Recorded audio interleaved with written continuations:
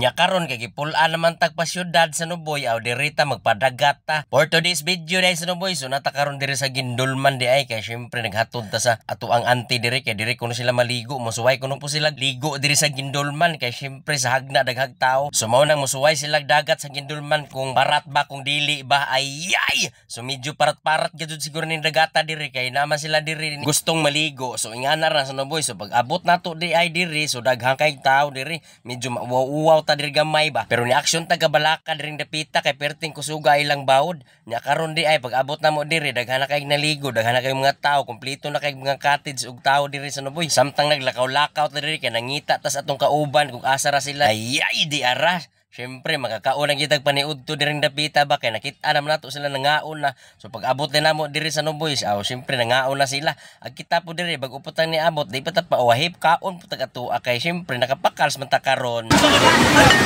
Makal sa dara sa Nuboy. Makal sa paniud to diri.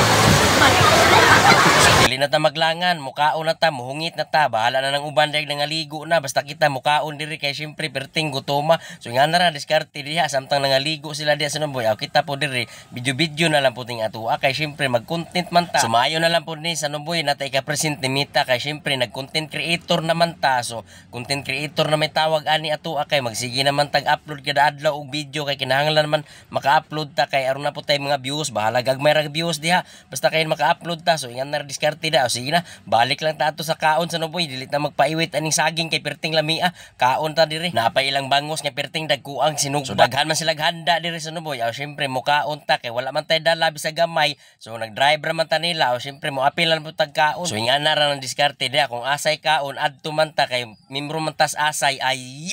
Ako sa dang shout out ni akong mga viewers diha. At syempre dili po nato kaliptan ang atuang mga followers diha nga solid ni Palo ni sa Nuboy. Daghang kay salamat sa inyong suporta di ay tanan ninyong suporta. Daghang kay salamat. So wala ko ilay masulti sa Nuboy.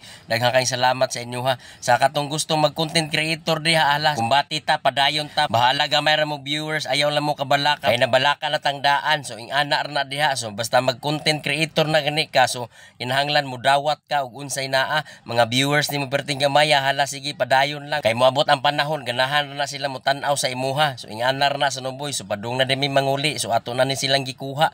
Kay syempre ni tawag na ni sila nga magpakuha na. So sa may atong buhaton nga niabot na mata diri sa Gindulman. Aw syempre ato na po ni silang videohan aron na po tay content balik ba sa ingan na ra diskarte diha. So daghang kay salamat di ay sa tanan ako mga solid supporter diha. At syempre sa Nuboy dili na ko kaliptan ang ako ang mga star sender diha. Shout out niyong tanan diha. Unya karon kay nahuman naman ni sila panungtong aning multicab. So mao na mo sakay na ta mo tungtong na ta kay mouli na taghagna para mo biyahe na ta. So ato sa ni shout out ni ako ang tapa di responsive nga perting gwapuha. So mo na itong mga pasahero karon diri sa likod sa Nuboy. So daghang kay salamat di ay. Thank you for watching sa inyong tanan diha. God bless yung tanan. Amping mo kanunay.